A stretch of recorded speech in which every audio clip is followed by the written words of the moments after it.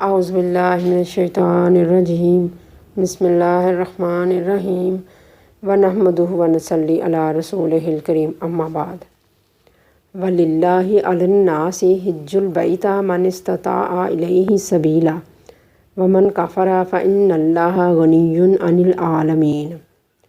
لوگوں پر اللہ تعالیٰ کا حق ہے کہ جو کوئی اس کے گھر تک پہنچنے کی استطاعت رکھتا ہو حج کرے، اور جو انکار کرے تو یقین جانو اللہ تعالیٰ جہان والوں سے بے نیاز ہے۔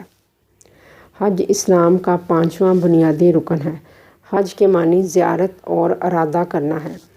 شریعت کی اصطلاح میں حج سے مراد وہ جامع عبادت ہے جس میں مسلمان مکہ معظمہ جاتے ہیں اور بیت اللہ یعنی خانہ کعبہ پہنچ کر کچھ مخصوص اعمال اور عبادات کرتے ہیں۔ مسلمان چونکہ بیت اللہ کی زیارت کا ارادہ کرتے ہیں اس لیے اسے حج کہتے ہیں۔ وہ مخصوص اعمال اور عبادات جو حج کے لیے مخصوص ہیں اور جن کے بغیر حج کا تصور ممکن نہیں، مناسک حج کہلاتے ہیں۔ حج کے لیے ایک خاص وقت مقرر ہے۔ حج ذی الحجہ کے مہینے میں ادا کیا جاتا ہے جو اسلامی کیلنڈر کا 12واں مہینہ ہے۔ مختصراً احرام باندھ کر 9ویں ذی الحجہ کو عرفات میں ٹھہرنے اور کعبہ کا طواف کرنے کا نام حج ہے۔ اسلام کی عمارت جن 5 ستونوں پر کھڑی ہے ان میں سے ایک حج ہے۔ حج حقوق اللہ میں شمار ہے۔ حج مالی اور بدنی عبادات کا مجموعہ ہے۔ حج 9 ہجری کو فرض ہوا۔ یہ ہر بالغ مسلمان مرد و عورت پر زندگی میں ایک بار فرض ہے۔ حج کے لیے اللہ تعالیٰ نے یہ رخصت دی ہے کہ یہ صاحب استطاعت افراد پر فرض ہے، یعنی جو حج کے اخراجات برداشت کر سکتا ہو اور جسمانی طور پر بھی اس میں یہ استطاعت ہو کہ وہ حج کے مناسک ادا کر سکے اور اسے کسی ظالم حکمران نے روک نہ رکھا ہو، یہ اس پر فرض ہے۔ اگر ان میں سے کوئی مسئلہ ہو تو حج ساقط ہو جاتا ہے، یعنی اس کی باز پرس نہیں ہوگی۔ فرمان نبوی صلی اللہ علیہ وآلہ وسلم ہے کہ من لم یمنعہ حاجۃ ظاہرۃ او سلطان جائر او مرض حابس فلم یحج فلیمت ان شاء یہودیا او ان شاء نصرانیا۔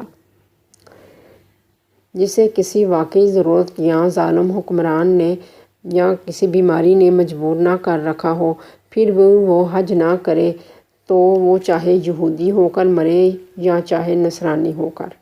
ظاہری حاجت سے مراد یہ ہے کہ اس شخص کے ذمہ کوئی قرض ہو یا اس نے کسی بیٹی کی شادی کرنی ہو، اسی طرح کے کوئی اہم امور جن کا اسے متکلف بنایا گیا ہو اس کے ذمہ ہو تو پہلے ان سے عہدہ برا ہو۔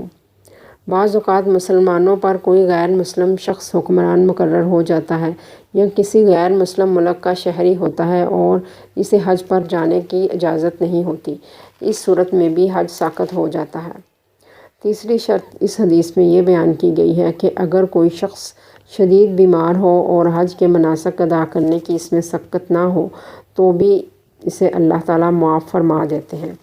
ان تینوں صورتوں کے علاوہ کسی اور صورت میں حج کا فریضہ ادا کرنے میں کوتاہی اللہ سبحانہ تعالیٰ کی ناراضگی کا سبب ہے، اور اس کے لیے وعید ہے کہ وہ چاہے نصرانی ہو یعنی عیسائی ہو کر مرے یا یہودی ہو کر یعنی اسلام سے خارج ہے، کیونکہ وہ اللہ تعالیٰ کے حکم کی نافرمانی کر رہا ہے۔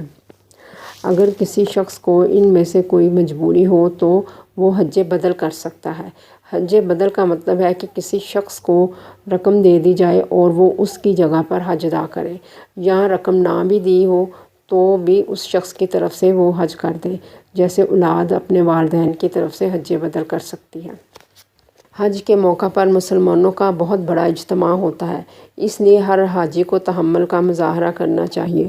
رسول اللہ صلی اللہ علیہ وآلہ وسلم نے اپنے صحابہ کو نہ صرف مناسک حج سکھائے بلکہ یہ بھی بتایا کہ حج کے دوران حاجی کا رویہ اور طرز عمل کیسا ہونا چاہیے۔ اس کے ہاتھ اور زبان سے کسی کو تکلیف نہ پہنچے تبھی اس کا حج مقبول ہوگا، اور اس عظیم عبادت کی وجہ سے اس کے پہلے تمام گناہ معاف کر دیے جائیں گے۔ سبحانک اللہم و بحمدک اشہد ان لا الہ الا انت استغفرک و اتوب الیک۔